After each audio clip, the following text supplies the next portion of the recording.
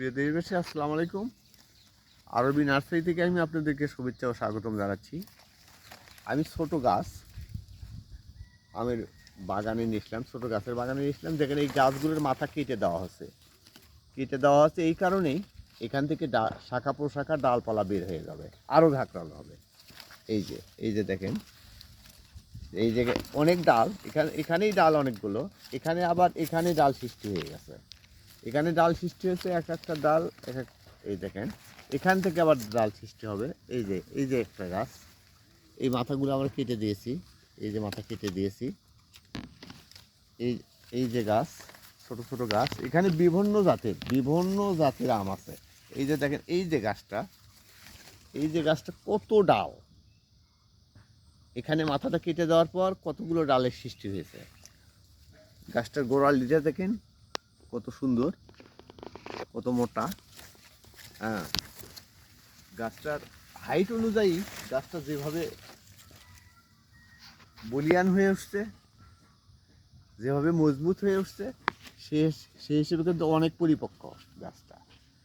তো সেই ক্ষেত্রে আমি আপনাদেরকে এই যে একটা গাছ,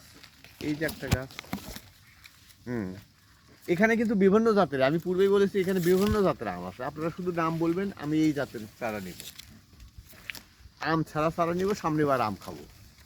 তো আমরা পৌঁছে দিতে পারবো, গাছগুলো পৌঁছে দিতে পারবো ইনশাল্লাহ।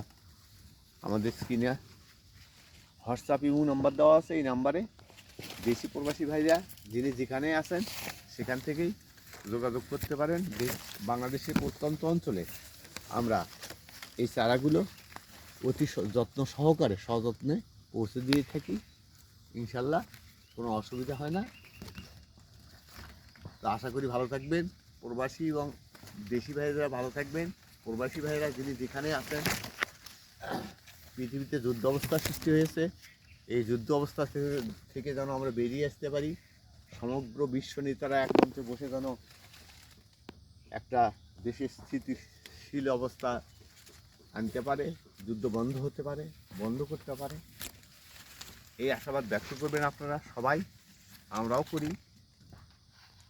আর বিশেষ কথা না বলে আমি এখানে আমার কথা শেষ করছি। ভালো থাকবেন, সুস্থ থাকবেন।